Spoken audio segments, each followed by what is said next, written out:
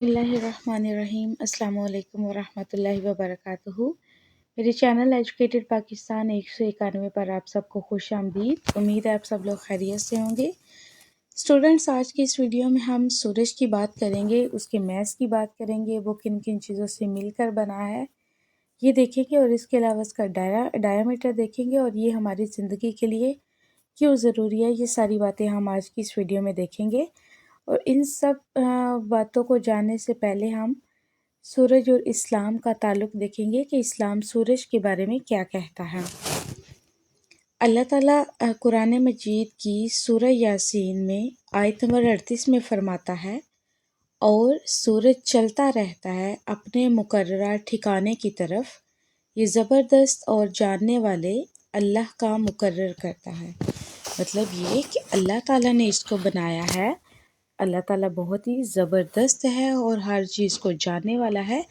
और इस सूरज को बनाया है, ये सूरज हमेशा चलता रहता है अपने ठिकाने की तरफ, यानी अल्लाह ताला ने इसका जो ठिकाना बना दिया है ये उसकी तरफ हमेशा चलता रहता है और कभी भी रुकता नहीं है। अगर हम साइंस के लिहाज से देखें तो हम ये कहते हैं सूरज मशरिक़ से निकलता है और मगरिब में ग़ुरूब होता है, और ये हमेशा से ऐसे चलता आ रहा है जब से ये दुनिया बनी है, और ये क़यामत तक ऐसे ही चलता रहेगा। यानी अल्लाह ताला ने इसको जिस दायरे में इसको मुकर्रर कर दिया है ये उसी दायरे में चलता रहता है।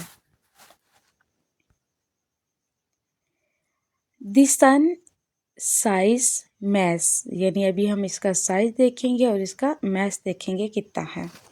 नंबर 1 मीडियम साइज स्टार है, यानी ये एक स्टार है। यानी सूरज जो है ये बेसिकली हमारे पास एक सितारा है, और हम सितारा उस चीज़ को कहते हैं जो बहुत बड़ी बॉडी हो और वो हीट भी खारिज करती हो और वो रोशनी भी खारिज करती हो, उसको हम स्टार कहते हैं। तो चूँकि जो सूरज है वो भी हीट प्रोड्यूस करता है, लाइट प्रोड्यूस करता है, इसलिए हम इसको स्टार कहते हैं। Number 2 massive as compare to earth, यानी जितनी हमारी ज़मीन है उसके लिहाज से ये बहुत बड़ा है, इसका मैस बहुत ज़्यादा है ज़मीन के लिहाज से। नंबर 3 पे हम मैस देखते हैं कि इसका मैस है 2 × 10⁻30 kg, यानी अगर हम 2 के साथ 30 ज़ीरो लगा दें तो कितनी बड़ी ये रकम बनती है, उस लिहाज से इसका ये मैस है 2 ज़रब 10 की ताकत 30 किलोग्राम। नंबर 4 पे हम देखते हैं कि ये कितना बड़ा है। पहले तो हमने कह दिया कि ये ज़मीन की निस्बत बहुत बड़ा है, अब कितना बड़ा है यहाँ पे हमने एक एग्जैक्ट नंबर बता दिया है। यहाँ पे हमारे पास नंबर 4 पे इसका मैस है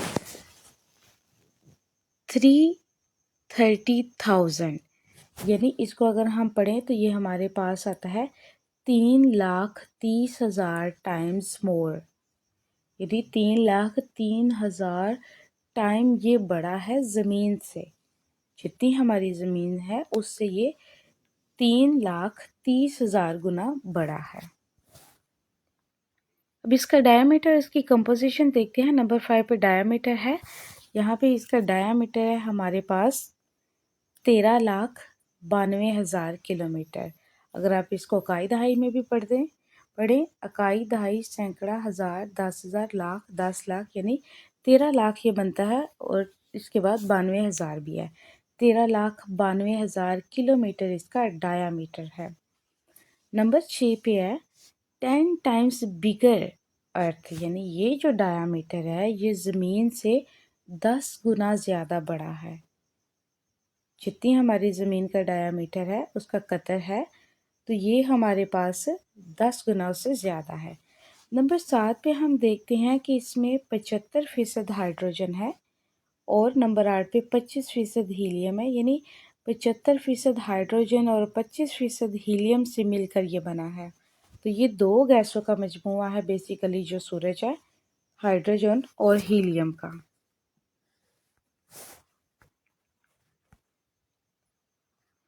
अभी हम इसका टेम्परेचर देखते हैं कि इसका दर्जा हरारत कितना है। नंबर 9 पे है सरफेस टेम्परेचर। सरफेस टेम्परेचर से मुराद कि जो आउटर सरफेस है, जो सबसे बाहर वाली इसकी सतह है, उसका टेम्परेचर है 6000 ڈگری سیلسیس۔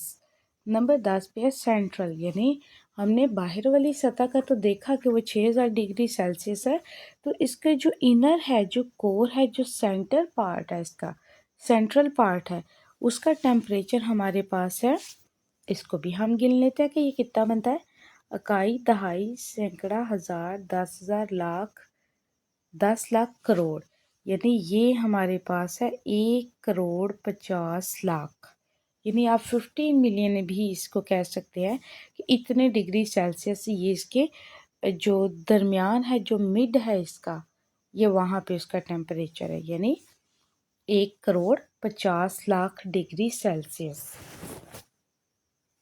نمبر 11 پہ کنورین ہے، ہائیڈروجن ٹو ہیلیم، یعنی اس کا جو سینٹرل پارٹ ہے، جو کور ہے، وہاں پہ جب ہائیڈروجن ہیلیم میں بدلتی ہے تو نمبر 12 پہ پھر ہمارے پاس ہیٹ پروڈیوس ہوتی ہے، لائٹ پروڈیوس ہوتی ہے، اور باقی ریڈیشنز بھی پروڈیوس ہوتی ہے۔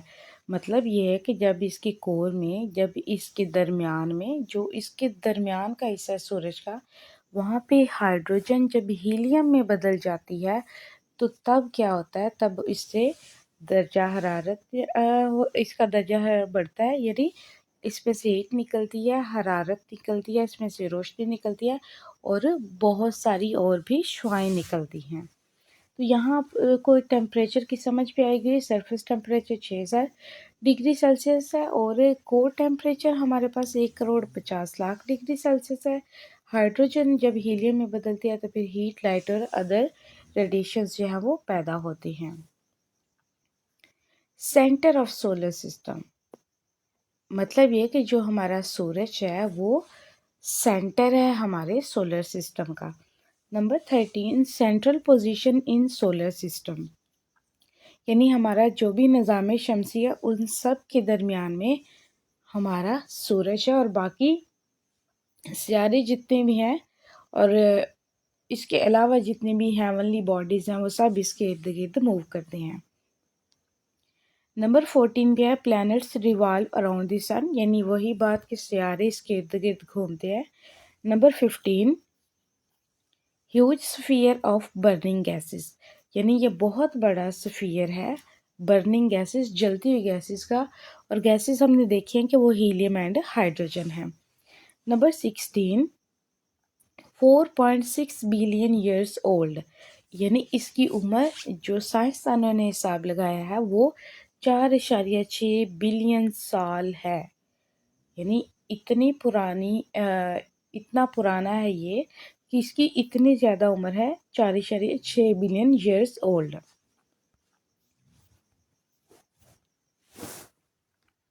وائی وی نیڈ سن، ہمیں سورج کی کیوں ضرورت ہے؟ ہیٹ اینڈ لائٹ، کیونکہ یہ ہمیں ہیٹ دیتا ہے، لائٹ دیتا ہے، کس کے لیے؟ کلائمیٹ اینڈ ویدر کے لیے، یعنی ہمارا جو موسم ہے، جو ہماری جتنی بھی فضا ہے ان سب کے لیے ہمیں ہیٹ اور لائٹ کی ضرورت ہوتی ہے۔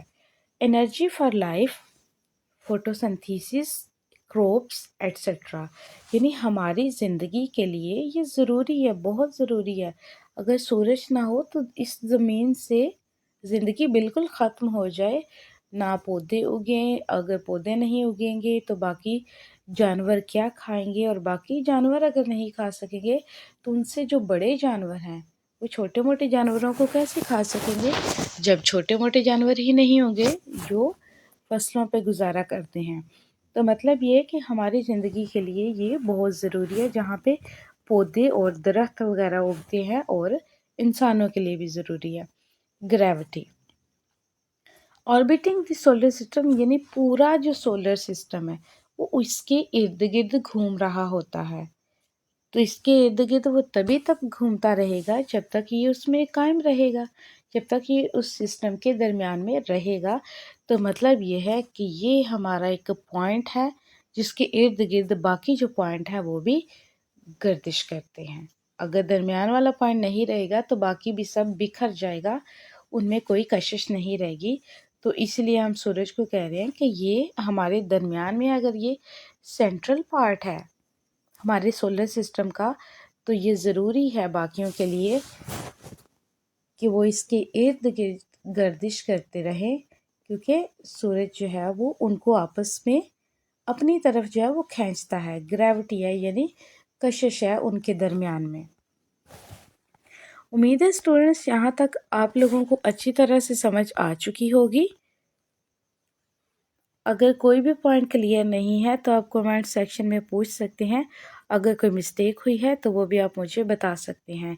Enhance your general knowledge, subscribe @educatedpakistan191، like comment and share this video for more informations. اللہ حافظ۔